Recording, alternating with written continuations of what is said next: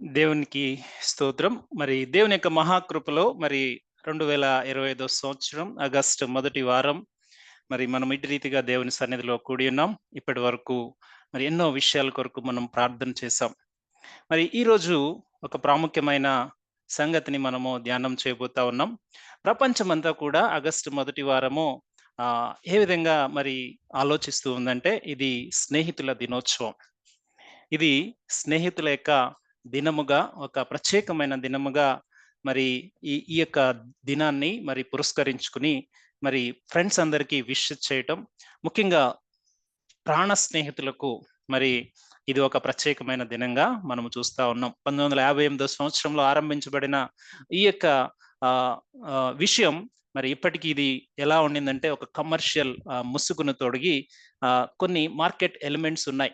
అయితే మనం వాటన్నిటి జోలికి మనం వెళ్ళట్లేదు. కానీ ప్రాముఖ్యంగా స్నేహితుల యొక్క ఆహ్, ఒక ప్రాణ స్నేహితుల యొక్క స్నేహం గురించి, లేకుంటే స్నేహితుల మధ్య ఉన్న బంధం గురించి మనం కొన్ని విషయాలు ఈరోజు మనము ధ్యానం చేయబోతా ఉన్నాం. మరి ఆహ్, ఒక ఇద్దరు స్నేహితుల మధ్య మనము ఏ విధమైన బంధం ఉంటుంది అని మనము ఆలోచన చేసినట్లయితే, స్నేహితులు ఒకరికొరకు ఒకరు సమయాన్ని వెచ్చించుకోవడానికి, అలాగే ఒకరి విషయాలు ఒకరు షేర్ చేసుకోవడానికి, అలాగే ఒకరికి ఒకరు తోడ్పాటు అందించడానికి, ఒకరి కొరకు ఒకరు నిలవబడటానికి ముఖ్యంగా నిజ స్నేహితులు నిలవబడతారు అన్న విషయాన్ని మనము ఎప్పుడు కూడా మనము ఆలోచిస్తూ ఉంటాం. ఒక వ్యక్తి యొక్క గుణాన్ని చెప్పాలి అంటే, ఆ వ్యక్తి ఎవరితో స్నేహం చేస్తున్నాడన్న విషయాన్ని మనం ఆలోచిస్తే సరిపోతుంది. ఆ వ్యక్తి యొక్క స్నేహితులను బట్టి ఆ వ్యక్తి యొక్క పొజిషన్ ఏంటో మనము స్పష్టంగా చెప్పవచ్చు. సో ఈరోజు నేను ఒక ఇద్దరు ప్రాణ స్నేహితుల కొరకు మీ ముందు కొన్ని విషయాలు నేను మీ యొక్క గమనంలో పెట్టాలని ఆశపడుతూ ఉన్నాను. సో ఆ ఇద్దరు ప్రాణ స్నేహితులు చరిత్రలో ఒక గొప్ప స్నేహానికి వారు మాదిరికరంగా వారు నిలిచారు. ఈ విషయము బైబిల్ గ్రంథంలో కూడా స్పష్టంగా దేవుడు రాయించి ఉంచాడు. దాదాపు క్రీస్తు పూర్వం 1000 సంవత్సరాల క్రితం జరిగిన ఈ విషయాన్ని కొన్ని మాటల్లో నేను మీ ముందుంచాలని ఆశపడతా ఉన్నాను. ఎందుకంటే ఈ ఇద్దరు ఎంత దృఢమైన స్నేహాన్ని వీరు కొనసాగించారో, ఎంత బలమైన అనుబంధం వారి మధ్య ఉన్నదో, ఎంతటి ప్రభావాన్ని వారు ఆ రోజుల్లో స్నేహం యొక్క గొప్పతనం ఎంతో వారి యొక్క జీవితాల ద్వారా వారు ఈ రోజుకి కూడా వారు సాక్షులుగా అనేక మందికి బోధిస్తూ ఉన్నారు. సో అందుకే దేవుని యొక్క వాక్యము సెలవిస్తూ ఉంది. సామెతల గ్రంథం 17వ అధ్యాయం 17వ వచనంలో, నిజమైన స్నేహితుడు విడువక ప్రేమించును, అట్టివాడు దుర్దశలో సహోదరుడుగా ఉండును. ఈ వాక్యము వారి యొక్క జీవితాల్లో స్పష్టముగా అది మనం కళ్ళకు కట్టినట్లుగా మనము చూడవచ్చు. అయితే కొన్ని విషయాలు మనం బైబిల్ గ్రంథంలో ఆ మాటలు మనము వారి జీవితాల్లో కొన్ని జరిగిన సంఘటనలు చదువుకుని కొన్ని ప్రాముఖ్యమైన విషయాలు ఈరోజు మనం నేర్చుకోవడానికి సిద్ధపడదాం. మనమందరము కూడా దేవుని యొక్క వాక్యము మొదటి సమూయేలు గ్రంథము 18వ అధ్యాయంలో మొదటి 4 లేదా 5 వచనాలు మనము చదువుకుని దానిలో ఉన్న భావాన్ని ముందుకు వెళ్ళి గ్రహిద్దాం. ఒకసారి మనం బైబిల్ గ్రంథాలు తెరిచినట్లయితే క్లుప్తంగా కొన్ని నిమిషాలు మాత్రం మనము ఈ యొక్క అంశాన్ని మనము చూస్తాం. జాగ్రత్తగా ఒకసారి బైబిల్ తెరచి మీరు చదవలసిందిగా కోరుతూ ఉన్నాను. నాతో పాటు మీరు చదవండి. మొదటి సమూయేలు గ్రంథము 18వ అధ్యాయం 1 నుంచి నేను చదువుతూ ఉన్నాను. దావీదు సౌలుతో మాట్లాడుట చాలించినప్పుడు యోనాతాను హృదయము దావీదు హృదయంతో కలిసిపోయెను. యోనాతాను దావీదును తనకు ప్రాణ స్నేహితునిగా భావించుకొని అతన్ని ప్రేమించెను. ఆ దినమున అతని తండ్రి ఇంటికి తిరిగి అతన్ని వెళ్ళనీయక సౌలు అతన్ని చేర్చుకొనెను. దావీదు తనకు ప్రాణ స్నేహితుడని భావించుకుని అతన్ని ప్రేమించుచు యోనాతాను అతనితో నిబంధన చేసుకొనెను. మరియు యోనాతాను తన దుప్పటిని, తన కత్తిని, తన విల్లును, నడికట్లను తీసి దావీదునకు ఇచ్చెను. చాలండి. ఇక్కడ ఇప్పుడు మనము చదివిన భాగంలో ఇద్దరు వ్యక్తులను మనము ప్రాముఖ్యంగా చూస్తా ఉన్నాం. ఒక వ్యక్తి పేరు యోనాతాను, ఇంకొక వ్యక్తి పేరు దావీదు. దావీదు గురించి, యోనాతాను గురించి వారి గురించి ఎక్కువగా మనం ఇంకా పరిచయం చేయవలసిన అవసరం లేదు. మనము చాలా సార్లు వీరి గురించి విన్నాం.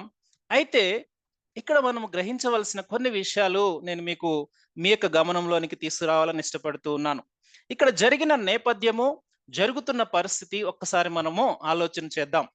ఇక్కడ జరిగిన నేపథ్యం ఏమిటంటే, అప్పుడు ఇజ్రాయేలు ప్రజలు మరి ఫిలిష్తీయులు దండెత్తి వచ్చినప్పుడు దాదాపు 40 రోజులు ఫిలిష్తీయుల సైన్యం మోహరించి అక్కడ అవతల దండులో శత్రువైన గొల్యాతు వారిని సవాలు చేస్తూ ఉన్నప్పుడు ఒక్కరు కూడా ముందుకు వెళ్ళి ఆ గొల్యాతును ఓడించే ధైర్యం లేక వారందరూ మరి దిక్కు లేక చూపు చూస్తూ ఉన్నట్టు సహాయం ఎక్కడి నుంచి వస్తుందా అని బిక్క చూపులు చూస్తున్న ఆ సమయంలో దేవుడు దావీదును రేపి మరి ఆ ప్రాంతానికి పంపించి ఒక చిన్న యవనస్తుడు దాదాపు 16-17 సంవత్సరాల వయసు ప్రాయం కలిగిన యవనస్తుడు ఒక అజానుబాహుడైన గొలియాతును మరి జీవము కలిగిన దేవుని నామంలో ఒక నున్నటి రాయి అయిన ఒక వడిసెల రాయితో చంపడానికి దేవుడు దావీదును ఆత్మపూర్ణుడిగా అక్కడికి పంపించి ఒక గొప్ప యుద్ధం అక్కడ జరిగించాడు.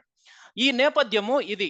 అక్కడ ఒక గొప్ప యుద్ధము ఏమిటి అంటే దావీదు ద్వారా ఒక గొప్ప విజయము ఫిలిష్తీయుల మీద దేవుడు ఇజ్రాయెల్ ప్రజలకు దయచేశాడు. శత్రువులందరినీ ఓడగొట్టించి మరి దావీదును మరి అక్కడ నిలవబెట్టిన విధానం మనం చూస్తా ఉన్నాం. ఎప్పుడైతే మరి ఈ సంఘటన జరిగిందో అక్కడ దావీదు సౌలుతో మాట్లాడుతూ ఉన్నప్పుడు మొదటి వచనం చూస్తే యోనాతాను హృదయము దావీదు హృదయంతో కలిసిపోయి యోనాతాను దావీదును తన ప్రాణ స్నేహితునిగా భావించుకుని అతన్ని ప్రేమించెను. దావీదు మాట్లాడుతూ ఉన్నాడు యుద్ధం జరిగిన తర్వాత. ఇక్కడ యోనాతాను సౌలు యొక్క కుమారుడు, సౌలు యొక్క పెద్ద కొడుకు. సో తను అబ్జర్వ్ చేస్తా ఉన్నాడు. సౌలు దావీదు మాట్లాడుకుంటూ ఉన్నప్పుడు తన హృదయము వారిద్దరూ మాట్లాడుకుంటూ ఉండగా దావీదును తను మరి అబ్జర్వ్ చేస్తూ ఉన్నాడు. అంటే పరిశీలనగా చూస్తూ ఉన్నప్పుడు యోనాతాను హృదయము దావీదు హృదయంతో కలిసిపోయిందంట. ఎలా కలిసిపోయింది అంటే దావీదు యొక్క ఎక్స్‌పెక్టేషన్ లేకుంటే దావీదు యొక్క అప్రూవల్ లేకుండానే దావీదు తన ప్రాణ స్నేహితుడిగా ఎంచుకున్నాడు. ఎవరు ఎంచుకున్నారు? యోనాతాను ఎంచుకున్నాడు. దావీదుతో ఇంకా మాట్లాడలేదు. దావీదుతో ఇంకా వారికి ఇద్దరికి ఇంకా పరిచయం లేదు. లేకుంటే వారిద్దరికి ఇంకా ఒకరినొకరు ఇంట్రడ్యూస్ చేసుకోలేదు. కానీ యోనాతాను ముందే తన మనసులో తనను చూజ్ చేసుకున్నాడు. ఎలా చూజ్ చేసుకున్నాడంట? ప్రాణ స్నేహితుడిగా చూజ్ చేసుకున్నాడు. యోనాతాను రాజు కుమారుడు. ఒక మాటలో చెప్పాలి అంటే యువరాజు. యోనాతాను గొప్ప పోరాట యోధుడు. యోనాతాను ఒకప్పుడు అదే ఫిలిష్తీయుల మీద ఒక్కడే వెళ్ళి యోనాతాను తన సేవకుడు వెళ్ళి ఒక కొన్ని వందల మందిని చంపి ఒక గొప్ప విజయాన్ని చేకూర్చిన వ్యక్తి. అటువంటి రాజకుమారుడు ఇటువంటి యవ్వనస్తుడిని చూసి వయసులో కూడా తారతమ్యం. యోనాతాను పెద్ద వయసులో ఉన్నవాడు. దావీదు చిన్న యవ్వనస్తుడు. వయసులో కూడా తారతమ్యం. కానీ ఎప్పుడైతే దావీదుని చూస్తూ ఉన్నాడో తన హృదయం దావీదు హృదయంతో కలిసిపోతుందంట. ఏంటి రీజన్ అంటే వీరిద్దరి మధ్య అనుబంధానికి, వీరిద్దరి మధ్య స్నేహానికి పునాది ఏంటి అయ్యా అంటే ఒక్కటే. అది దేవుని కొరకున్న ఆసక్తి. అది శత్రువు మీద వీరిద్దరికి ఉన్న ఒక టార్గెట్. కొన్ని సమయాల్లో యోనాతాను లాంటి వారు ఆ ఫిలిష్తీయుని ఓడించలేకపోవచ్చు. కానీ దావీదు లాంటి వారు వచ్చినప్పుడు యోనాతాను ఏం చేస్తూ ఉన్నాడు? తన యొక్క ఆసక్తిని బట్టి ఏం చేస్తూ ఉన్నాడు? తన యొక్క స్నేహాన్ని తాను ప్రకటించుకుంటూ ఉన్నాడు. తాను ఆపాదించుకుంటూ ఉన్నాడు. తను సెలెక్ట్ చేసుకుంటూ ఉన్నాడు. జాగ్రత్తగా గమనించండి. ఎప్పుడైతే దావీదుకి యొక్క ఈ యొక్క ఆసక్తిని తను చూస్తూ ఉన్నాడో తన యొక్క తన యొక్క హృదయము ఆగలేకపోతా ఉంది. తనతో ఎప్పుడు మాట్లాడాలి, తనను ఎప్పుడు నేను కలుసుకోవాలి, నేను నా స్నేహితుడిగా నేను భావించేసుకున్నాను అని తను ఆల్రెడీ డిసైడెడ్ అయిపోయాడు. సో సహవాసము ఎలా ఉంటుందంటే చూజ్ చేసుకోవటం. సహవాసం ఎప్పుడు కూడా మనము చూజ్ చేసుకున్న దాన్ని బట్టి మన సహవాసం ఉంటుంది. మనము దేనితోనైతే సహవాసం చేసుకోవాలని ఇష్టపడతామో దాన్ని బట్టి మన ఆసక్తి ఏంటి అనేది మనకు అర్థమైపోతుంది. యోనాతాను యొక్క ఆసక్తి ఏంటి? శత్రువుని జయించడానికి దేవుడు ఒక వ్యక్తిని లేపాడు. తన వయసుతో నాకు సంబంధం లేదు, తన యొక్క అనుభవంతో నాకు సంబంధం లేదు, తన ఆసక్తి ఒక్కటే నేను చూస్తా ఉన్నా. ఈరోజు నిజమైన సహవాసం ఎప్పుడు కూడా దేవుని కొరకున్న ఆసక్తిని చూస్తుంది. ఆ వ్యక్తి యొక్క అనుభవాన్ని, ఆ వ్యక్తి యొక్క బ్యాక్గ్రౌండ్‌ని ఏది కూడా పట్టించుకోదు. దేవుని సహవాసం ఎప్పుడు కూడా ఈ విధమైన కేటగిరీలో మరి ముందుకు వెళ్తది. చూడండి, అక్కడ స్థాయి భేదాలు కూడా యోనాతాను పట్టించుకోలేదు. కానీ తనొక్కటే అనుకుంటా ఉన్నాడు. తనతో నిబంధన చేసుకున్నాడంట. దావీదు యొక్క యాక్సెప్టెన్స్ లేదు. దావీదుతో డిస్కషన్ లేదు. ముందే తను డిసైడ్ అయిపోయాడు. Pre decided. ఈ విషయాన్ని మీకు అర్థమయ్యేలాగా ఇంకొక మాటలో మనము చూడాలి అంటే, ఈ ఫెలోషిప్ అనేది అంటే సహవాసం అనేది మనము చూజ్ చేసుకునే దాని మీద ఆధారపడి ఉంటుంది. మనం ఇంతకుముందు మాట్లాడుకుంటున్నప్పుడు, మనము ఎవరితో సహవాసం చేస్తామో, లేదా దేనితో సహవాసం చేస్తామో, దాన్ని బట్టి మన క్యారెక్టర్ ఏంటో చెప్పేయొచ్చు. అంటే లేదా మన ఐడెంటిటీ ఏంటో చెప్పేయొచ్చు. ఫర్ ఎగ్జాంపుల్ మనము రోజు మొత్తము, దినం మొత్తము వేరే కార్యకలాపాల మీద, లేకుంటే దినం మొత్తం మన సమయం అంతా కూడా లోకరీతివైన విషయాల మీద మనం ఫెలోషిప్ చేస్తూ, మనము దేవునితో సహవాసం చేస్తున్నాము అంటే అది అబద్ధం. ఈ రోజుల్లో చాలా మందికి మనకి మొబైల్ అలవాటైపోయి, మొబైల్ మీద ఎక్కువ టైం మనం స్పెండ్ చేసేస్తున్నాం. అది ఎందుకు స్పెండ్ చేస్తున్నాము అంటే కూడా తెలీదు. ఒక రకమైన అడిక్షన్‌లో, ఒక రకమైన దానిలో మనం చూజ్ చేసుకుంటూ ఉన్నాం. అదే దేవుని యొక్క వాక్యం చదవమంటే మనకి సమయం తక్కువ. దేవునితో సమయం గడపమంటే వాచ్ లెక్క పెట్టుకుంటూ ఉంటాం. కానీ ఆ ఫోన్‌కి గాని, లేకుంటే ముసలమ్మ ముచ్చట్లు గాని, లేకుంటే అది ఉపయోగపడని వాటి కోసం మనం గంటలు గంటల సమయాన్ని వృధా చేస్తాం. అంటే మనము చూజ్ చేసుకునే విషయం మీద మన యొక్క స్నేహం ఏంటనేది, లేదా మన క్యారెక్టర్ ఏంటనేది మనకు అర్థమైపోతది. సో, యోనాతాను గొప్ప స్థానంలో ఉన్నవాడు. ఒక జూనియర్, ఒక దేవుని కొరకు ఆసక్తి కలిగిన ఒక జూనియర్ బాయ్ ఎప్పుడైతే ఒక వ్యక్తిని కనుగొన్నాడో, తనతో నిబంధన చేసుకుంటూ ఉన్నాడు. అందుకే ఆది ఆది సంఘము అంతగా ప్రబలటానికి కారణం ఏంటో ఒక మాట చెప్పమంటారా? వాళ్ళు చూజ్ చేసుకున్నారు. ఎవరిని అంటే, అప్పుడే కొత్తగా దేవునిలోనికి వచ్చిన వారిని ఫెలోషిప్‌లో ఉండటానికి వారు చూజ్ చేసుకున్నారు. వీళ్ళు ఆల్రెడీ మొదటి సంఘంలో పేతురు గారి ప్రసంగం ద్వారా 5,000 మంది, 3,000 మంది మారిన వారు, దేవునిలో వారు దినదినము ఎదుగుతూ, అందుకే అపోస్తల కార్యం 2వ అధ్యాయం 42వ వచనంలో, వారు ప్రతి ఇంట రొట్టె విరుచుచు, ప్రార్థన చేయుచు, వారు దేవుని వాక్యమును బోధించుచు వచ్చారు అన్న మాటను మనం చూస్తాం. అక్కడ దాని అర్థం ఏమిటి అంటే, ఆల్రెడీ దేవునిలో ఉండి, దేవుని కొరకు ధైర్యముగా, రోషముగా నిలవబడిన వారు ఇప్పుడేం చేస్తూ ఉన్నారంటే, కొత్తగా వచ్చిన వారిని చూజ్ చేసుకుంటూ ఉన్నారు. కొత్తగా వచ్చిన వారితో ఫెలోషిప్ పెట్టుకుంటూ ఉన్నారు. కొత్తగా వచ్చిన వారితో స్నేహం చేస్తూ ఉన్నారు.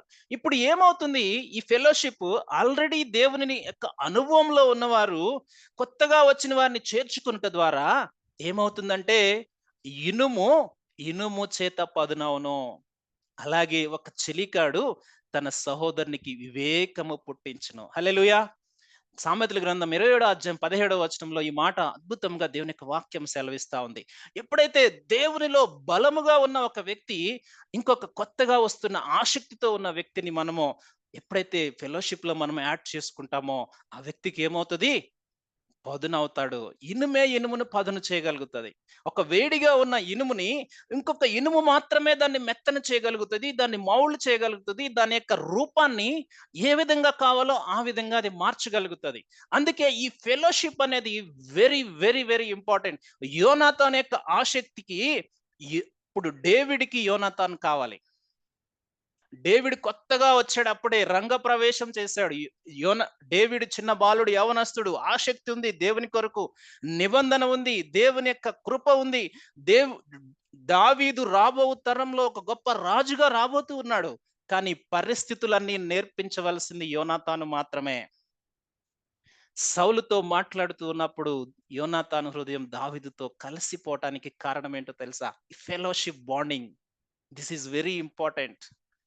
ఆనాడు కొత్తగా వస్తున్న విశ్వాసులకు మరి అనుభవంతో దేవునితో కలుస్తున్న వారు ఎక్కువగా కలిసి నడవాలి. ఈరోజు మనము ప్రార్థనా సహవాసానికి, ప్రార్థనలో ఉన్న మనము కొత్త వారిని పిలుస్తూ ఉన్నప్పుడు చాలా మంది నో చెప్తూ ఉన్నారు. వారికి ఆ ఫెలోషిప్ యొక్క భారం అర్థం కావట్లేదు. ఈ సహవాసం యొక్క భారం మనం అర్థం చేసుకుంటే, ఈ సహవాసము ఇనుము చేత ఇనుము ఏమవుతది? పదునయ్యి అది ఇంకా బలంగా అది నడిపించగలుగుతది. మనకి చాలా మందికి స్టార్టింగ్‌లో మనకి ఎంత భయమో ప్రార్థన చేయటానికి, లేకుంటే ఎంత భయమో దేవుని కొరకు నిలవబడటానికి, ఎంత భయమో ఒక మాట చెప్పటానికి. ఈ విషయాలన్నీ మనం ఫెలోషిప్‌లో మనం నేర్చుకుంటే ఎంత స్ట్రాంగ్ అవుతాం మనం. ఒక అప్పుడే బాప్తిసం పొందిన వ్యక్తిని, అనుభవంలో ఉన్న వ్యక్తి ఆ ఫెలోషిప్ ద్వారా నడిపిస్తున్నప్పుడు ఎంత ధైర్యంగా తను సెట్ అవ్వగలుగుతూ ఉన్నాడు. నా మాటలు మీకు అర్థమవుతా ఉన్నాయి అనుకుంటా ఉన్నాను. అప్పుడే దావీదుని సౌలు ఏమంటున్నాడంటే ఎలనివ్వట్లా. ఎందుకంటే దావీదు ద్వారా గొప్ప విజయం వచ్చింది ఆ రోజు. ఫిలిష్తీయులందరూ కూడా మొత్తాన్ని వారినందరినీ ఊచకోత కోసి ఆ రోజు గొప్ప విజయాన్ని దావీదు ద్వారా దేవుడు ఇచ్చినప్పుడు సౌలు అంటున్నాడు, అయ్యా నువ్వు వెళ్ళొద్దు ఇక్కడే ఉండంటే, అక్కడ ఉన్నప్పుడు ఎవరితో ఉన్నాడు దావీదు? యోనాతానుతో ఉన్నాడు. రాజ అంతఃపురంలో ఉన్న అప్పటికే ఇజ్రాయేల్ ప్రజల మీద సౌలు, యోనాతాను వాళ్ళందరూ కూడా ఒక రాజ వ్యవస్థలో వారు కొన్ని సంవత్సరాలు వారు ఇజ్రాయేల్ దేశాన్ని కాపాడుతూ ఉన్నారు. ఇజ్రాయేల్ దేశం యొక్క భౌగోళిక ప్రాంతాలన్నీ వారికి తెలుసు. శత్రువులు ఎలా దాడి చేస్తారు, వ్యవస్థ ఎలా ఉంది, ఈ విషయాలన్నీ దావీదుకు అర్థం కావాలి అంటే ఎవరు బోధిస్తారు? యోనాతాను మాత్రమే బోధిస్తాడు. చూడండి, సంఘానికి మిగిలిన వారికి ఈ విషయాలన్నీ కూడా ఎవరు బోధించాలి? ప్రార్థనా ఫెలోషిప్‌లో ఉన్నవారు బోధించాలి. దేవుడు అందుకే యోనాతానులుగా మనల్ని పెట్టాడు. చాలా మందికి ఈ విషయాలు తెలియక ఇంకా పసిపిల్లలుగా ఉన్నారు. కానీ వారికి ఆసక్తి ఉంది. వారప్పుడే దేవుని కొరకు గొప్ప కార్యాలు చేయాలని ఇష్టపడుతూ ఉన్నారు. యవ్వనస్తులుగా ఉన్నారు. అనుభవంలో ఉన్నవారు మనం ముందుకు వెళ్లి వాళ్ళని కలుపుకోవాలి. అప్పుడేమవుతది? దావీదు లాంటి వారు ధైర్యంగా నిలవబడగలుగుతారు. మనం కొంత సమయం మాత్రమే దావీదుతో ఉంటాం. కానీ దావీదుకి ఆ ఫెలోషిప్ చాలా ఇంపార్టెంట్. అందుకే ఆది సంఘము ఇంట ప్రతి దినము వారు కూడుతూ ఉన్నారు. ఎందుకో తెలుసా? ఈ fellowship that makes persons very strong in God. ఆ ఫెయిత్ లో వాళ్ళు బలంగా నిలవబడటానికి ఆ ఫెలోషిప్ చాలా ఇంపార్టెంట్. అందుకే ఇనుము చేత ఇనుము పదునవుతుంది. ఒక ధర్మశాస్త్ర విద్వాంసకుడు అపోల్లో దేవుని తెలుసుకున్నాడు. పౌలు యొక్క పరిచర్య ద్వారా తను ధర్మశాస్త్రానికి సంబంధించి అన్ని తెలుసు, దేవుని గురించిన ఆసక్తి ఉంది. కానీ తనకి ఏ విషయాల్లో ఇంకా మార్గదర్శకత్వం లేదో ఆ విషయాలన్నీ కూడా ఒక కుటుంబం ద్వారా దేవుడు నడిపించాడు. అకుల ప్రిస్కిల్లా వెళ్ళారు, అపోల్లోను కనుగొన్నారు. అపోల్లోకి కనుగొని ఇంకా చాలా విషయాలు వీళ్ళిద్దరూ మాట్లాడుతూ ఉన్నప్పుడు అపోల్లోకి డైరెక్షన్ వచ్చింది. ఆ అపోల్లో వెళ్ళి కొరింథీ సంఘాన్ని, లేకుంటే కొన్ని సంఘాలకు తను ఒక గొప్ప బోధకుడిగా మారాడు. ఎందుకు ఈ మాటలు చెప్తూ ఉన్నానంటే, ఫెలోషిప్ ఏమవుతుందంటే మనము చూజ్ చేసుకోవాలి. ఆసక్తి ఉన్న వాళ్ళని ప్రార్థన కొరకు, దేవుని కొరకు, లేకుంటే దేవుని యొక్క కార్యాలు చేయట కొరకు అనేక ప్రాంతాల్లో నిలబడుతున్న వారిని యోనాతాను వెళ్ళి దావీదుతో ఎలా ఫెలోషిప్ చూజ్ చేసుకున్నాడో అలా చూజ్ చేసుకోవాలి. ప్రియమైన వారలారా, మనము కేవలం మనమే ఉండటానికి కాదు, ఈ ఫెలోషిప్ ఏమవ్వాలంటే అది స్ట్రాంగ్ అవ్వాలి, వేరే వారిని అది నడిపించాలి. యోనాతాను ఇంకేం చేస్తున్నాడో తెలుసా? ఎప్పుడైతే యోనాతాను దావీదును చూసి నిబంధన చేసుకున్నాడో, యోనాతాను తన ప్రాణ స్నేహితుడిగా ఎంచుకున్నాడో, తను ఏమనుకున్నాడంటే తెలుసా? తన్ని దావీదుని దగ్గరికి తీసుకుని తను ఏం చేస్తున్నాడంటే, అక్కడ రాయబడిన మాట మనం చూస్తాం. యోనాతాను తన దుప్పటిని, తన కత్తిని, తన విల్లును, నడికట్టును తీసి దావీదుకి ఇచ్చను. యోనాతానుకి యొక్క కత్తి అంటే తనకు రక్షణ, లేకుంటే తన యుద్ధము చేయటానికి ఒక ఆయుధం. తన కత్తినిస్తూ ఉన్నాడు. తన దుప్పటి అంటే తన సంరక్షణ, తన యొక్క దేహానికి కావలసిన సంరక్షణ, అంటే తన వస్తువుల్లో ఏవి ప్రాముఖ్యమై ఉన్నవో అవన్నీ కూడా తన స్నేహితుడితో షేర్ చేసుకుంటూ ఉన్నాడు. చూడండి, వాట్ ఏ ఎంకరేజ్మెంట్. నువ్వు నేను వేరు కాదు, మనమిద్దరము కలిసి నడవబోతా ఉన్నాం అన్న దానికి ఒక గుర్తుగా తన దగ్గర ఉన్నవన్నీ కూడా దావీదుతో షేర్ చేస్తూ, తన నడికట్టు, తన విల్లు అంటే తన బలము, తన సంరక్షణ, తన స్నేహితుడని భావించుకుంటూ ఉన్నాడు. What a encouragement it is. What a encouragement. తను షేర్ చేసుకుంటూ ఉన్నాడు. ఎప్పుడైతే ఈ పవర్ఫుల్ ఫెలోషిప్ లో దావీదు ఉన్నాడో, ఈ రైట్ కంపానియన్ లో దావీదు ఉన్నాడో, ఏమవుతూ ఉన్నాడు? స్ట్రాంగ్ అవుతూ ఉన్నాడు. రాబో కాలానికి ఈ చెలికాడు ఎవరైతే యోనాతాను తను చూజ్ చేసుకున్నాడో, తన యొక్క ఫెలోషిప్ ద్వారా ఇప్పుడు దావీదు ఏమవుతా ఉన్నాడు? స్ట్రాంగర్ అవుతా ఉన్నాడు, బ్రైటర్ అవుతా ఉన్నాడు. తర్వాత దావీదు సౌలు యొక్క మరి రాజ్య రికంలో, లేకుంటే సౌలు యొక్క ఆర్గనైజేషన్ లో దావీదు సుబుద్ధి కలిగి ఎక్కడికి వెళ్ళినా కూడా గొప్ప గొప్ప కార్యాలు చేశాడు. దావీదు సౌలు దగ్గర కొన్ని నెలల సమయమే ఉండి ఉండవచ్చు, లేకుంటే ఒక సంవత్సరం కాలం ఉండి ఉండవచ్చు. ఏదేమైనప్పటికీ కూడా ఈ రైట్ కంపానియన్ ఏదైతే ఉందో, ఈ షేరింగ్ ఏదైతే ఉందో, ఎప్పుడు కూడా చూడండి, దేవుని బిడ్డల యొక్క షేరింగ్ ఎలా ఉంటుందంటే ఒకరినొకరు ప్రోత్సహించుకునే విధంగా ఉంటుంది, ఒకరినొకరు బలపరుచుకునే విధంగా ఉంటుంది. సో అందుకే దేవుడు ఎప్పుడు కూడా ఒక్కటే అంటాడు. దేవుడు ఆయన మనల్ని, ఆయన ఫెలోషిప్ కి మనల్ని పిలుచుకున్నాడంట. సో అందుకే మొదటి కొరింథీ పత్రిక 1:9 ఉంటుంది. ఆ ఆయన కుమారుని యొక్క సహవాసానికి మనల్ని పిలుచుకున్నాడన్న మాట ఉంటది. ఆ సహవాసానికి మనం పిలుచుకున్నప్పుడు మనం ఎంత ధన్యులమంటే, దేవుని యొక్క సహవాసంలో ఒక ఫెలోషిప్ ఎప్పుడు కూడా బ్రైటర్ అవుతది, స్ట్రాంగర్ అవుతది. అది దేవుని కొరకు నిలబడటానికి అది ఉపయోగపడతది. సో, ఎందుకంటే దేవునితో స్నేహం, దేవుని బిడ్డలతో స్నేహం అది ఎప్పటికి కూడా మనకి ఆశీర్వాదకరమే గానీ, అది మనకి సమయం వృధా కాదు. అది మనల్ని ఇంకా అప్‌లిఫ్ట్ చేస్తది. మనం ఏం చేస్తామంటే, ఎవరైనా కొంచెం ప్రేయర్ చేయమనో, లేకుంటే ఎవరైనా ఫెలోషిప్‌లోకి రమ్మనో, ఎవరినైనా మనల్ని కొంచెం దేవుని కొరకు భారంగా ఉన్న వాళ్ళు ప్రార్థన ఫోను చేస్తూ ఉంటే, వాళ్ళ కాల్స్ అవాయిడ్ చేస్తాం. వాళ్ళతో దూరం దూరంగా వెళ్ళిపోతాం. కానీ అది మనకి ఆశీర్వాదకరం కాదు. ఎందుకు ఈ మాట చెప్తూ ఉన్నానంటే, చూడండి ఒక నయోమి తను బెత్లెహేముని విడిచిపెట్టి మోయాబు దేశం వెళ్ళింది. మొత్తం కోల్పోయింది. తిరిగి వస్తూ ఉన్నప్పుడు తన కోడలైన రూతు ద్వారా తను బలపరచబడింది. రూతు ఏమందో తెలుసా? నేను చస్తే చస్తాను గాని నిన్ను మాత్రం నేను విడవను. నేను నీ దేవుడిని నేను విడవను. నీ దేవుడికి నా దేవుడు ఒక్కటే, నీ దేవుడు ఒక్కటే. నయోమికి హోప్ లేదు ఆ టైంలో. కానీ రూతు ద్వారా తను బలపరచబడింది. ఎందుకు చెప్తూ ఉన్నానంటే ఈ ఫెలోషిప్ ఏదైతే రైట్ ఫెలోషిప్‌లో ఉన్నామో మనము స్ట్రాంగర్ అవుతాం. తర్వాత నయోమి రూతు కొరకు ఆలోచన చేయటానికి నయోమికి ఆలోచన వచ్చింది తప్ప, అంతకు ముందు వరకు ఏ విధమైన హోప్స్ లేవు. చూడండి ఫెలోషిప్ ఏం చేస్తదంటే స్ట్రాంగ్ చేస్తది. ఫెలోషిప్ రైట్ కంపానియన్ మనల్ని బలపరుస్తది. సో ఇదే రీతిగా బర్నబా కూడా పౌలుని కనుగొన్నాడంట. పౌలు అప్పటి వరకు అపోస్తలుకి పరిచయం లేదు. కానీ పౌలు పౌలుని కనుగొని బర్నబా ఎళ్లి అపోస్తలులందరికీ పరిచయం చేసి, మరి అదే పౌలుని తీసుకువెళ్ళి అంతియొక్క సంఘంలో వారు కొంత సమయం గడిపి, ఆ సమయంలో వారు ఎంతో స్ట్రాంగ్ అయ్యారు. తర్వాత పౌలు, పౌలు యొక్క పిలుపులో నిలబడడానికి బర్నబా ఉపయోగపడ్డాడు.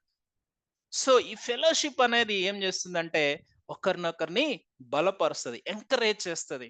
ఇప్పుడు దావీదుకి ఆ పరిస్థితులన్నీ అలవాటు పడటానికి యోనాతాను ఒక, ఒక ఛానెల్‌గా అక్కడ నిలవబడ్డాడు. చూడండి యోనాతాను తన్ని ప్రాణ స్నేహితుడిగా భావించుకోవటం వల్ల దావీదుకి అది ఆశీర్వాదకరం. సో, మనము దేవుని కొరకు ఆసక్తితో ఉన్న వాళ్ళని మనం చూజ్ చేసుకోవాలి. అలాగే వారితో సమయాన్ని మనం వెచ్చించాలి. వారి వారితో సమయాన్ని మనం వెచ్చించడం ద్వారా వారు దేవుని కొరకు కార్యాలు చేయటానికి మనము వారిని ఒక ప్రోత్సాహకరంగా నిలవబెట్టగలిగిన వారంగా ఉంటాం. మూడవదిగా మనము చూస్తే ఈ మోడల్ ఫెలోషిప్ ఏదైతే ఉందో దావీదు యోనాతాన్ యొక్క స్నేహం ఏదైతే ఉందో అది చరిత్రలో అప్పటికి ఇప్పటికి కూడా ఒక దేవుని యొక్క స్నేహానికి లేకుంటే దేవుని బిడ్డల యొక్క స్నేహానికి ఒక మాదిరికరమైన స్నేహం అది. ఎంత మాదిరికరమైన స్నేహం అంటే వీరి యొక్క స్నేహంలో ఒకరి శ్రేయస్సును ఒకరు కోరుకున్నారు. ఒకరి కొరకు ఒకరు ఒకరితో ఒకరు ఉండటానికి ఇష్టపడ్డారు.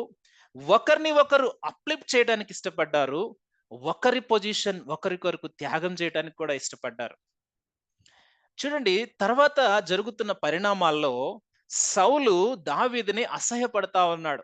సౌలు యొక్క ఉద్దేశ్యం ఏమిటంటే నా స్థానం ఎక్కడ పోతదో అన్న తన భయం తను పట్టుకుంది. ఎప్పుడైతే దావీదు ఇజ్రాయెల్ దేశంలో ఒక గొప్ప యుద్ధ వీరుడిగా ప్రజలందరి చేత మన్ననలు పొందుతూ ఉన్నాడో సౌలుకి అసహ్యము కలిగింది. సౌలుకి అసహ్యం కలుగుతూ ఉన్నప్పుడు యోనాతాను అక్కడ దావీదుని ప్రొటెక్ట్ చేయడానికి ప్రయత్నిస్తూ ఉన్నాడు. సౌలు దావీదుని చంపాలి అని ప్లాన్ చేస్తూ ఉన్నప్పుడు యోనాతాన్ తను సేవ్ చేయాలని ఆలోచిస్తూ ఉన్నాడు.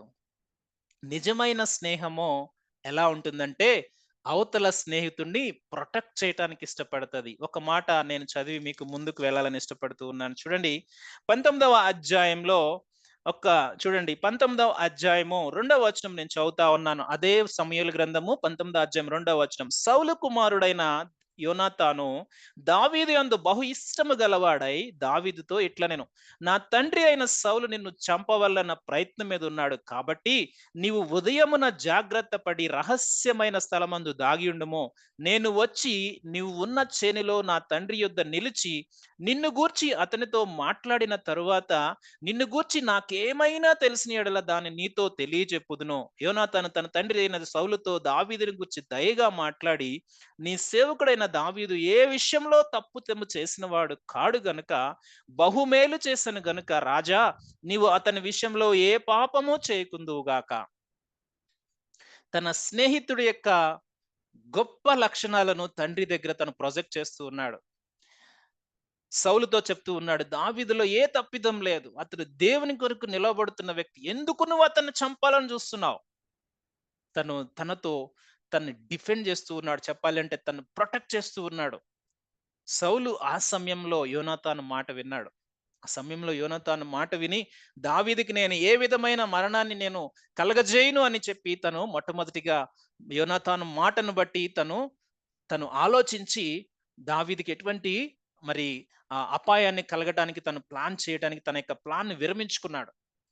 సో ఎప్పుడైతే ఈ దావీదు మరలా మరి యోనాతాను మాటను బట్టి దావీదు మరలా సౌలు దగ్గరికి వచ్చి ఆ బల్ల మీద వారు భోజనం చేస్తూ ఉన్నప్పుడు మరి సౌలు మరలా తనలో మరి ఆ దురాత్మ వచ్చినప్పుడు తను చంపాలని ఈటి విసిరేసినప్పుడు మరి దావీదు అక్కడి నుంచి తప్పించుకుని పారిపోతాడు. పారిపోయి సమూయేలు దగ్గరికి వెళ్తాడు. మరలా వీళ్ళిద్దరూ ఒక చేనులో కలుసుకుంటారు. కలుసుకున్న తర్వాత మరలా ఒకరినొకరు పరామర్శించుకుని చెప్తున్న మాట ఏమిటంటే, నీ తండ్రి నన్ను చంపుతా ఉన్నాడు, నాకు మరణానికి ఒక్క అడుగు దూరం మాత్రమే ఉంది, ఎందుకు నీ తండ్రి నన్ను ఇలా చంపుతూ ఉన్నాడంటే యోనాతాను తన్ని బలపరుస్తూ ఉన్నాడు. నిజంగా ఇది యోనాతాను యొక్క లైఫ్ లో ఇది ఎక్స్పెక్ట్ చేయలేదు. యోనాతాను యొక్క ఆలోచనలు ఇది ఎక్స్పెక్ట్ చేయలేదు. కానీ సౌలు మాత్రం దాన్ని అమలు చేయాలని ఇష్టపడుతూ ఉన్నాడు. అటువంటి టైంలో తన ఫ్రెండ్ ని ప్రొటెక్ట్ చేయడానికి మరలా సెకండ్ టైం తన తండ్రితో మాట్లాడుతూ ఉన్నాడు. తన తండ్రితో మాట్లాడుతూ ఉన్నప్పుడు తన తండ్రి రెండవసారి మాట్లాడుతున్న మాటను ఒక్కసారి నేను జ్ఞాపకం చేస్తాను. చూడండి, 20వ అధ్యాయము 31వ వచనంలో మనము చూస్తే, యెషయా కుమారుడు భూమి మీద బ్రతుకునంత కాలము నీకైనను నీ రాజ్యమునకైనను స్థిరత కలగదు గదా. కాబట్టి నీవు వర్తమానం పంపి అతను నా దగ్గరికి రప్పించుము, నిజముగా అతడు మరణమునకు అర్హుడని చెప్పెను. సౌలు యొక్క ఉద్దేశం చూడండి, దావీదు కుమారుడు యెషయా కుమారుడు బ్రతుకుతున్నంత కాలం నీకు అసలు రాజ్యం ఉండదు యోనాతాను, ఎందుకు నువ్వు తన గురించి ఆలోచన చేస్తున్నావు అంటే, తిన పొజిషన్ సౌలు తర్వాత కాబోయే రాజు యోనాతాను లెక్క ప్రకారము, అన్యజన సిద్ధాంతం ప్రకారము, లేకుంటే ఆ ఇజ్రాయేలు దేశ ఆచార ప్రకారం, లేకుంటే ఏదైనా అనుకోండి, రాజు తర్వాత రాజకుమారుడు రాజు. నీకు అసలు పిచ్చి పట్టిందా? నీ పొజిషనే పోతుంది, నువ్వెందుకు తన గురించి ఆలోచన చేస్తున్నావు? అంటే నీ పొజిషన్ కూడా నీకు లెక్కలోనికి రావట్లేదు కదా, నువ్వు తన్నెందుకు అంత పిచ్చిగా ప్రేమిస్తున్నావు? తను చచ్చిపోతాడు అని సౌలు గట్టిగా వార్నింగ్ ఇస్తా ఉన్నాడు. వీళ్ళ యొక్క ఫ్రెండ్షిప్ లో యోనాతానుకు తెలుసు, దావీదు కాబోయే రాజు, ఇజ్రాయేలు దేశాన్ని పరిపాలించబోతున్న రాజు, దేవుడు ఏర్పరచుకున్న రాజు. కానీ సౌలుకి అది అర్థం కావటం లేదు, తన తండ్రికి అర్థం కావటం లేదు. తన తండ్రిలో సాతాను యొక్క దురాత్మ ప్రవేశించి ఒక శత్రువులాగా దావీదుని తరుముతూ ఉన్నాడు. సో యోనాతాను తన ఫ్రెండ్ ని ప్రొటెక్ట్ చేస్తూ ఉన్నాడు. యోనాతాను తన ఫ్రెండ్ కోసం తన స్థానాన్ని త్యాగం చేస్తూ ఉన్నాడు. ఫెలోషిప్ లో ఎప్పుడు కూడా ఏమవుతుందో తెలుసా? శత్రువుతో పోరాడుతూ తన ఫ్రెండ్ ని కాపాడటానికి ఎప్పుడు కూడా ఫెలోషిప్ నిలబడుతుంది. హల్లెలూయా. ఫెలోషిప్ ఎప్పుడంటే, దేవుని యొక్క బిడ్డలు ఎప్పుడు కూడా ఆ శత్రువు దగ్గర నుంచి వచ్చే బాణాలను, శత్రువు దగ్గర నుంచి వచ్చే ప్లాన్స్ అన్ని కూడా తన ఫ్రెండ్ మీద పడొద్దు.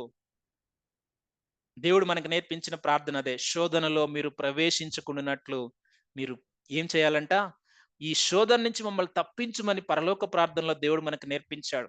దేవుడు మనల్ని స్నేహితులుగా భావించాడు కాబట్టి ఆయన అదే అన్నాడు, మీరు నా స్నేహితులైతే నా మాట వింటారు, నా మాట వింటే మీరు నా స్నేహితులు, నన్ను ప్రేమిస్తే మీరు నా మాట వింటారు, నా మాట విని చేస్తే నా స్నేహితులు, నా స్నేహితుల కొరకు నేను ప్రాణం పెడుతూ ఉన్నాను.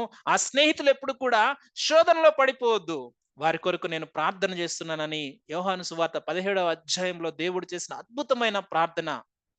దేవా, నన్ను నన్ను గనపరిచినట్లుగా, నన్ను నువ్వు తప్పించినట్లుగా ఈ వీరి కొరకు నేను ప్రార్థన చేస్తూ ఉన్నాను. వీరి కొరకు మాత్రమే కాదు, వీరి ప్రార్థన ద్వారా ఎంతమంది అయితే రక్షింపబడతారో వారి కొరకు కూడా ప్రార్థన చేస్తూ ఉన్నాను. యోనాతాను అంటే మన భాషలో చెప్పుకోవాలి అంటే, శత్రువు తన మీద దాడి చేయకుండా, తన స్నేహితుని మీద దాడి చేయకుండా తను ప్రార్థన చేస్తూ ఉన్నాడు, ప్రొటెక్ట్ చేస్తూ ఉన్నాడు, దావీదుని కాపాడుతూ ఉన్నాడు.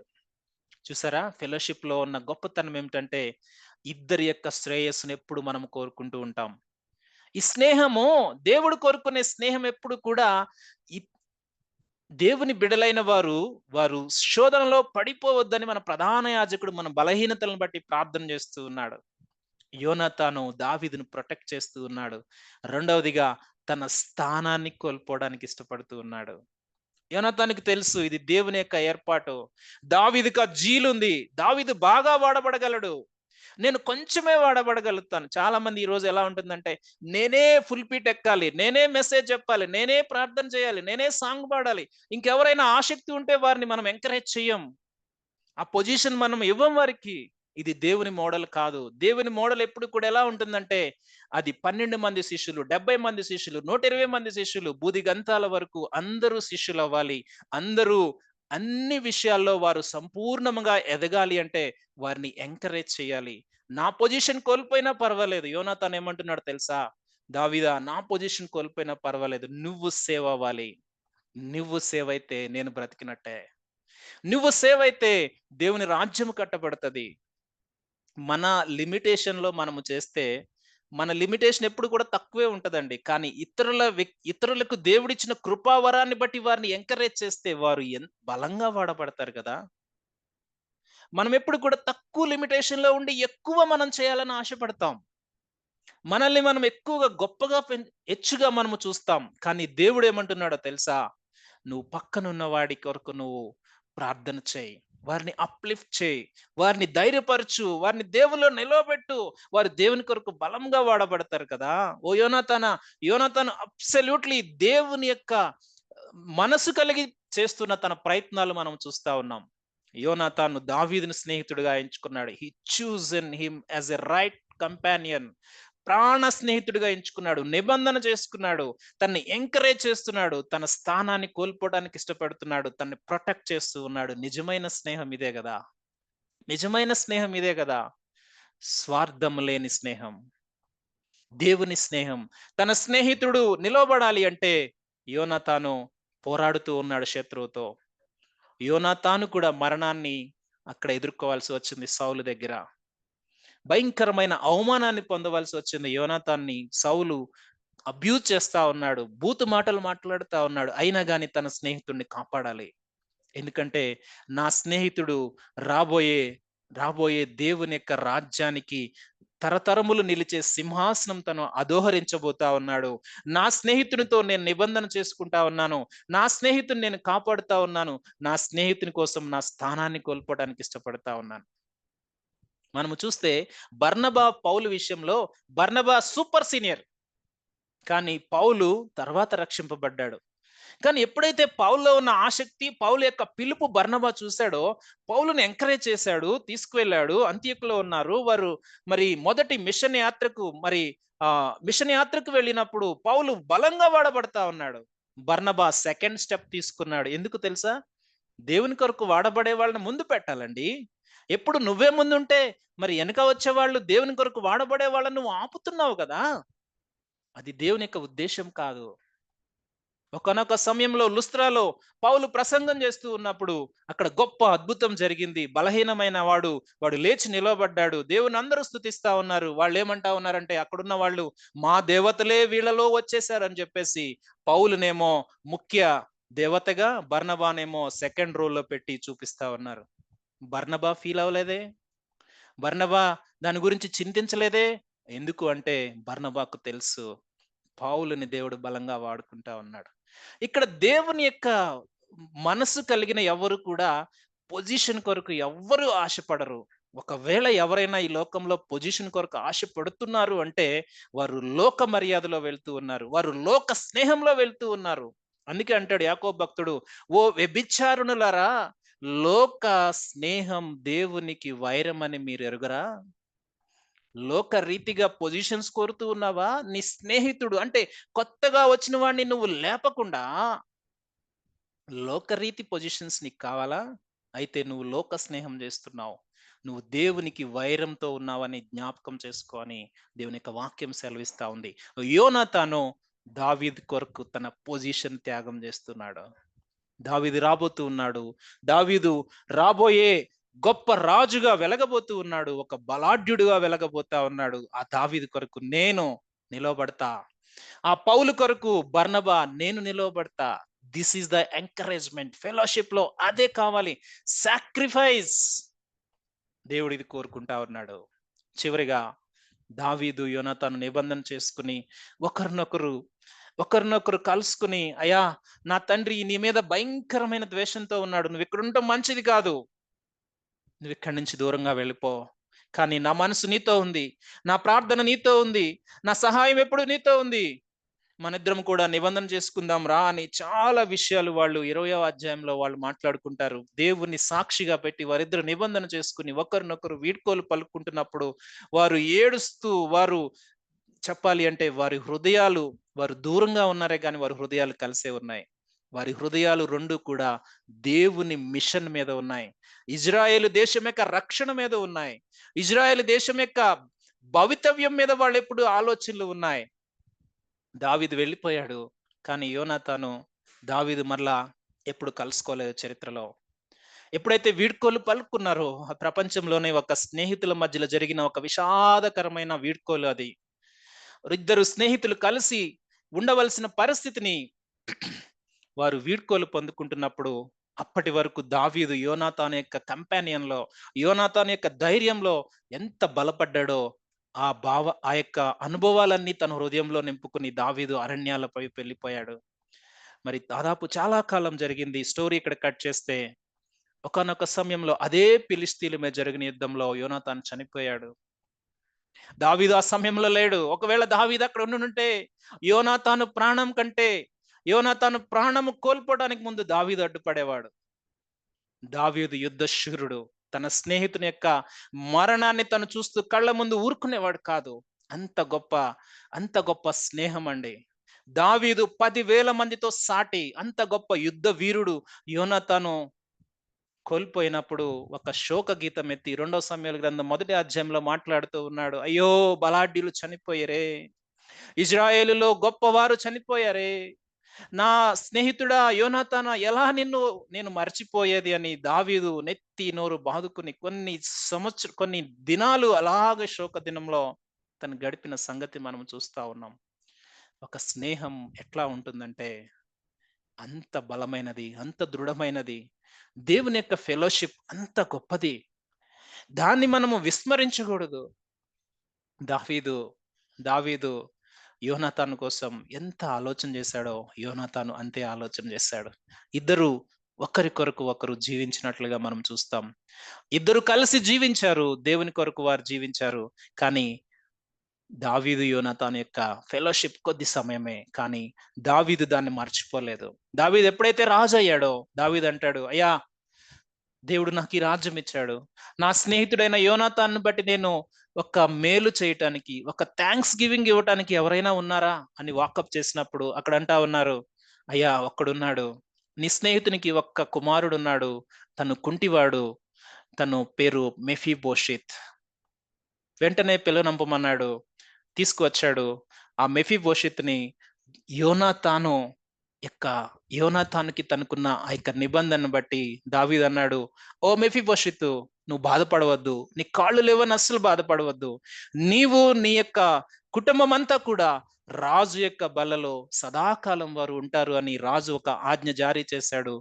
ఆ కుంటివాడైన యోనాతానికి రాజు బల్ల మీద ప్రతిరోజు రాజు విందులో తనకి అవకాశం.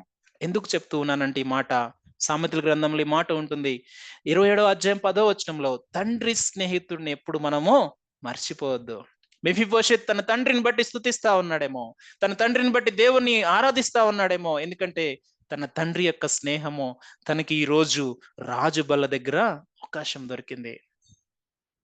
ఒకానొక సమయంలో సౌలు చేసిన తప్పిదాన్ని బట్టి సౌలు యొక్క కుమారుల్ని మరి గిబియోనీలు ఇవ్వాలి అని వారందరూ వచ్చినప్పుడు 7 కుమారుల్ని వారు అడిగినప్పుడు మెఫీబోషెతుని ఇవ్వటానికి దావీదు ఇష్టపడడు. ఎందుకో తెలుసా? యోనాతానుతో నిబంధన చేశాడు.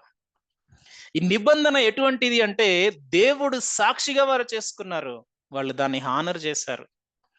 నేను మీకు చాలా విషయాలు ఈరోజు నేను చెప్పడానికి ఆశపడతా ఉన్నాను. ఏంటో తెలుసా?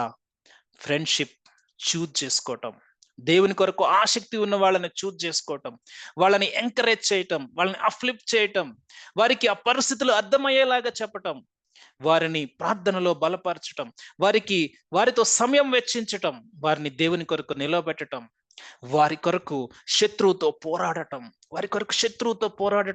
వారిని ప్రొటెక్ట్ చేయటం, వారికి కావలసిన సహాయాన్ని మనం అందించగలగటం, ఇవన్నీ కూడా ఫ్రెండ్షిప్ లో చివరిగా నిబంధన చేసుకోవటం. ఆ నిబంధన ద్వారా వారి యొక్క వారి యొక్క వారి యొక్క తర్వాత తరాలు కూడా దేవునిలో ఆశీర్వదించబడాలని ఆశ కలిగి ఉండటం. ఇది కాదా నిజమైన స్నేహం అంటే? ఇది కాదా నిజమైన స్నేహం అంటే? అందుకే కదా ఆ దేవుడు మనల్ని చూజ్ చేసుకున్నాడు. మనలో ఏముంది ఆసక్తి? ఏదో ఒక కొద్ది మూల కొంత విశ్వాసాన్ని దేవుడు చూసాడేమో. ఆ విశ్వాసాన్ని బట్టి దేవుడు మనల్ని చూజ్ చేసుకున్నాడు కదా! ఆ చూజ్ చేసుకున్న దేవుడు ప్రతిరోజు మనతో మాట్లాడుతూ, ఆ సహవాసాన్ని మనకి ఇస్తూ, దేవుడు మనల్ని ఎంకరేజ్ చేస్తూ ఉన్నాడు కదా! అంత మాత్రమే కాదు, మనల్ని ఆయన పొజిషన్‌లోకి తీసుకువెళ్ళటానికి ఆయన యొక్క పొజిషన్ తగ్గించుకొని మన స్థానంలోనికి వచ్చాడు కదా! అర్థమవుతా ఉందా? ఆయన నిబంధన మనతో చేసి ఒక్కటే అంటా ఉన్నాడు. ఇదిగో మీ కొరకు చిందించబడిన నా రక్తము, నా శరీరము, ఇది మీ కొరకు చేయబడుతున్న నూతన నిబంధన. ఈ నిబంధనలోనికి మీరు ప్రవేశించండి. ఒక్కసారి నిబంధన గనుక సీల్ చేస్తే దేవుడు దాన్ని కొట్టివేయడు. ఆ నిబంధనను ఆయన ఆమోదించి అక్కడ నిలిపే దేవుడు. దావీదుతో యోనాతాను చేసిన నిబంధన దావీదే కొట్టివేయలేదే. దేవుడు కొట్టివేస్తాడా? దేవుడు ఆయన ఏమంటాడో తెలుసా? నా స్నేహితుడైన అబ్రహామా, నా స్నేహితుడైన అబ్రహాము సంతానమా. అబ్రహాము సంతానం ఎవరు? విశ్వాస సంబంధులే అబ్రహాము సంతానము. విశ్వాస వాగ్దానమును బట్టి అబ్రహామునకు వారసులైన వారు క్రీస్తును అనుసరించిన వారే అబ్రహాము సంతానము. దేవుడు మనతో వాగ్దానం చేశాడు, నిబంధన ముద్రించాడు. గాడ్ చూజన్ అస్. దేవుడు మనల్ని ఏర్పరచుకున్నాడు. అందుకే 1 కొరింథీ పత్రిక 1:19 ఆయన సహవాసానికి మనల్ని పిలిచిన ఆ దేవుడు నమ్మదగిన వాడు అని దేవుని యొక్క వాక్యం సెలవిస్తా ఉంది. ఆయన అబద్ధికుడు కాడు. ఆయన వాగ్దానం చేశాడు. ఈ స్నేహితుల దినోత్సవం రోజున ఒక మాదిరికరమైన స్నేహం ద్వారా దేవుడు మనతో మాట్లాడుతున్నది ఏమిటంటే, దేవుడు మనల్ని చూజ్ చేసుకున్నాడు. మన ఆసక్తిని దేవుడు ఈరోజు ప్రేరేపిస్తా ఉన్నాడు. దావీదు లాంటి వారికి యోనాతాన్లు కావాలి. దేవుడు మనకి అటువంటి సహవాసాన్ని మనకిస్తూ ఉన్నప్పుడు, యోనాతాన్ లాంటి వారి సహవాసాన్ని నువ్వు కోల్పోవద్దు. ఎందుకంటే నీకది చాలా అవసరం. భవిష్యత్తులో కొన్ని యుద్ధాలు చేయటానికి, కొన్ని పరిస్థితులు ఎదుర్కోవడానికి, కొన్ని అనుభవాలు నేర్చుకోవడానికి దేవుడు యోనాతాన్ లాంటి వారిని జతపరుస్తూ ఉన్నప్పుడు, వారి సహవాసాన్ని కాలదన్ని వెళ్ళిపోవద్దు మిత్రమా. దేవుడు మనల్ని కోరుకుంటూ ఉన్నాడు. ఎందుకో తెలుసా? ఆయన మనల్ని సహవాసానికి పిలిచాడు. అందుకే అంటాడు, స్నేహితులకి ఏది దాచుకోరండి. దేవుడు అందుకే స్నేహితుడైన అబ్రహాముకి అన్ని రివీల్ చేశాడు. అన్ని రివీల్ చేశాడు. అబ్రహాం ఎప్పుడు కూడా దేవుని సన్నిధిలోనే ఉన్నాడు. దేవుని మాటను వింటూ ఉన్నాడు. అందుకే దేవుడు అబ్రహాముని విశ్వాసులకు తండ్రిగా ముద్రించాడు. అది వాగ్దానం అలా నెరవేరింది. ఈరోజు కొన్ని జనరేషన్స్, కొన్ని తరాలు, రాబోయే తరాలు కూడా అబ్రహాం ద్వారా ఆశీర్వదించబడతాయని దేవుడు ముద్రించాడు. ఆ ముద్ర అది నడుస్తూ ఉంది. ఇది కేవలం స్నేహితులకే, అది దేవునితో స్నేహం చేసేవారికే. ఈరోజు మనము అర్థం చేసుకోవాల్సింది ఏమిటంటే, ఈరోజు మన స్నేహం దేవునితో ఉందా? దేవుని యొక్క బిడలైన ఫెలోషిప్ లో ఉందా? కొత్తగా వచ్చే వారిని ఎంకరేజ్ చేయటంలో ఉందా? వారిని దేవుని కొరకు నిలబెట్టే విషయంలో ఉందా? వారి కొరకు పోరాడే విషయంలో ఉందా? వారితో నిబంధన చేసే విషయంలో ఉందా? దేనితో మన స్నేహం ఉంది? ఈరోజు లోకంతో స్నేహం చేస్తే అదేమవుతుందంటే దేవునికి వైరం అది. ఈరోజు మన స్నేహం దేనితో? ఇనుము చేత పదునవుతుంది. ఒకవేళ నువ్వు వేరే వారిని పదును చేయలేకపోతే నిజంగా నువ్వు రైట్ కైండ్ ఆఫ్ ఫెలోషిప్ లో లేవు. ఒకవేళ నువ్వు దేవునితో ఫెలోషిప్ లో ఉంటే దేవుని భారమే నీ భారం అవుతుంది. అది నీకు లేదు. నువ్వు దేవునితో ఫెలోషిప్ లో లేవని అర్థమైపోతా ఉంది. ఒకవేళ నువ్వు దేవునితో ఫెలోషిప్ లో ఉంటే నీ హృదయము అది ఎలా ఉంటుందంటే, అందుకే అంటాడు పౌలు, ఆయన ప్రేమ మమ్మల్ని బలవంతము చేస్తా ఉంది. అది ఎలా బలవంతం చేస్తదంట? ఒక వ్యక్తి తప్పిపోతా ఉన్నప్పుడు, ఒక వ్యక్తి అప్పుడే కొత్తగా వస్తున్నప్పుడు తనని మనము డిస్కరేజ్ చేయం, ఎంకరేజ్ చేస్తాం. ఫెలోషిప్‌లోకి తీసుకుంటాం. తనకి అన్ని విషయాలు చెప్తాం. తనకి మోడల్‌గా మనం ముందుకు వెళ్తాం. దావీదు లాంటి వారికి యోనాతాను కావాలి. ఈరోజు దేవుడు మనల్ని అటువంటి యోనాతానులకు నడిపిస్తూ ఉన్నప్పుడు దేవుని సన్నిధిలో దేవునికి వందనాలు చెల్లిస్తూ ఒక మాట చదువుకుందాం. మరి యోహాను సువార్త 13వ అధ్యాయం 13వ వచనం ఒకసారి చదువుకొని మనం ముగించుకుందాం. యోహాను సువార్త 13వ అధ్యాయం 13వ వచనం. ఇక్కడ చెప్తున్న మాట 15వ అధ్యాయం 13వ వచనం. తన స్నేహితుల కొరకు తన ప్రాణం పెట్టువాని కంటే ఎక్కువైన ప్రేమ గల వాడెవడునూ లేడు. నేను మీకు ఆజ్ఞాపించిన వాటిని మీరు చేసిన ఎడల మీరు నా స్నేహితులై యుందురు. దేవుడు ఇట్టి వాక్యం మన యొక్క వినికిడిలో దీవించును గాక. దేవుడు చెప్తూ ఉన్నాడు, మన కొరకు ప్రాణం పెట్టి మనకి రైట్ కైండ్ ఆఫ్ ఫెలోషిప్ ఇచ్చిన ఆ దేవునికి మనము స్నేహితులుగా ఉండాలని, అనేక మందిని దేవుని యొక్క స్నేహితులుగా చేయాలని దేవుడు ఆశపడుతూ ఉండగా, అటువంటి కార్యాలు మన జీవితంలో యోనాతాను లాంటి వారిని దేవుడు లేపి అనేక మంది దావీదులను తయారు చేయాలని మనం ప్రార్థన చేద్దాం. దేవుడి మాటలు మన యొక్క వినికిడిలో దీవించును గాక.